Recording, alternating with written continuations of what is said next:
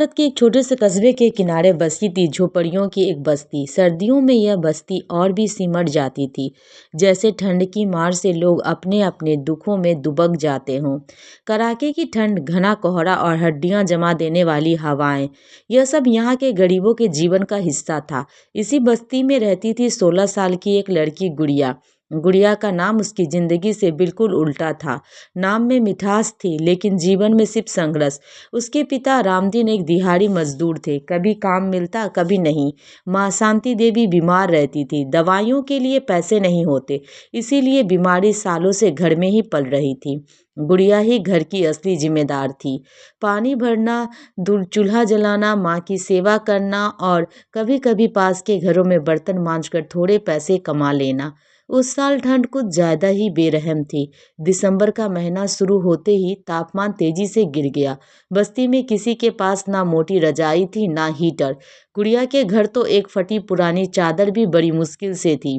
उसी चादर में माँ, बेटी, बाप तीनों सिमट कर सोते थे। एक रात अचानक ठंडी हवा चलने लगी। झोपड़ी की दीवारें के बीच की से हवा सीटी मारती हुई अंदर घुस रही थी। रामदीन खांसते खांसते उठ बैठा। गुड़िया, आज बहुत ठंड है, माँ को ढक दे ठीक से, उन्होंने कमजोर आवाज में कहा। गुड़िया ने माँ के ऊपर अपनी एकमात्र शॉल डाल दी। खुद के लिए कुछ नहीं बचा, लेकिन उसने कुछ नहीं कहा। उसके लिए यह नया नहीं था। ठंड से कांपते हुए भी उसने खुद को मजबूत बनाए रखा। गुड़िया पढ़ना चाहती थी। पास के सरकारी स्कूल में वो 5वीं तक पढ़ गई थी। किताबें उसे किसी खजाने से कम नहीं लगती थी। जब भी मौका मिलता वह पुरानी किताबें निकाल कर पढ़ती। लेकिन ठंड के दिनों में स्कूल जाना और मुश्किल हो जाता। फटे जूते, पतली फ्रॉक और ऊपर से ठंडी हवा, सब मिलकर उसके पैरों को सुन्न कर देते। एक दिन स्कूल में मास्टर जी ने कहा, गुड़िया, तुम बहुत होशियार हो, अगर पढ़ाई जारी रखो तो आगे बहुत कुछ कर सकती हो। यह सुनकर गुड़िया की आंखें चमक उठी, लेकिन अगले ही पल उसे घर की हालात याद आ गई। किताबें, कपड़े, फीस, सब पैसे मांगते थे और पैसे उनके घर में कभी टिकते नहीं थे। जनवरी आते आते ठंड ने कहर ढाना शुरू कर दिया। बस्ती में कई बूढ़े बीमार पड़ गए, किसी को बुखार, किसी को खांसी। रामदीन की तबीयत भी बिगड़ने लगी। एक दिन वह काम से लौटा ही नहीं पाया। ठंड में लगातार काम करने से उनका शरीर जवाब दे गया। गुड़िया ने उन्हें ढूंढते ढूंढते ठेकेदार के पास पहुंची। वहां पता चला कि रामदीन को चक्कर आ गया था और किसी ने उन्हें सरकारी अस्पताल में पहुंचा दिया है। अस्पताल का ठंडा फर्श, बदबू और भीड़, सब कुछ गुड़िया के लिए डरावना था। उसने पिता को देखा तो उनके चेहरे पर पीलापन था। बेटी, घर का ध्यान रखना, रामदीन ने कमजोर सी मुस्कान के साथ कहा। गुड़िया ने सिर हिला दिया, लेकिन उसके भीतर डर घर का घर गया। अगर पिता को कुछ हो गया तो घर कैसे चलेगा। रामदीन कई दिनों तक अस्पताल में रहे। काम बंद हो गया, घर में चूल्हा जलना मुश्किल हो गया। ठंड में माँ की बीमारी और बढ़ गई। गुड़िया अब दिन में बर्तन मांजती और रात में पास के ढाबे पर झाड़ू लगाने लगी। एक रात जब वो देर से घर लौटी तो देखा माँ तेज बुखार में तप रही थी। घर में दवा के नाम पे कुछ नहीं था। गुड़िया ने अपनी शॉल माँ को उठा दी और खुद ठंडे फर्श पर बैठकर रोने लगी। हे भगवान, क्या गरीब होना गुनाह है। उसकी सिसकियां ठंडी हवा में घुल गई। अगली सुबह बस्ती में एक गाड़ी आकर रुकी। कुछ लोग ऊनी कपड़े बांट रहे थे।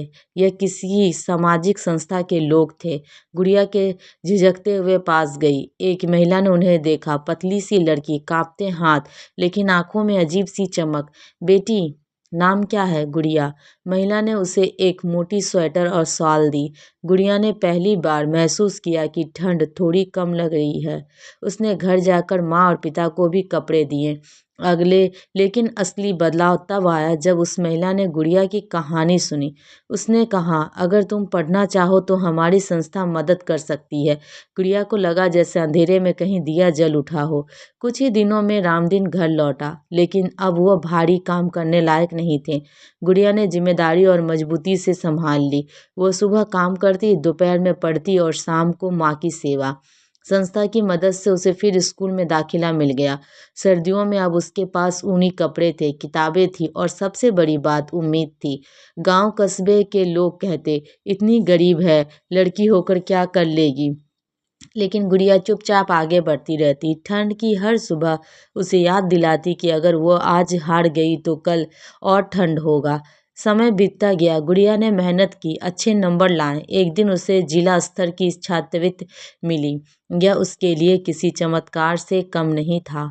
उसी सर्दी में जब फिर ठंड आई, गुड़िया के घर में पहली बार सही रजाई आई। माँ की दवाई समय पर मिलने लगी। पिता हल्का काम करने लगे। एक रात गुड़िया रजाई में बैठी किताबें पढ़ रही थी।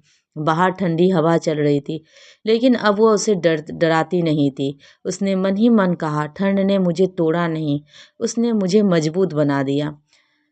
गुड़िया की कहानी बस्ती में मिसाल बन गई। लोग समझने लगे कि गरीबी और ठंड हालात है, भाग्य नहीं। भाग्य तो इंसान की हिम्मत और मेहनत से बनता है। ठंड का कहर बहुतों को तोड़ देता है, लेकिन उससे लड़ना सीख ले, वहीं अपने भाग्य की धूप खुद बना लेता है।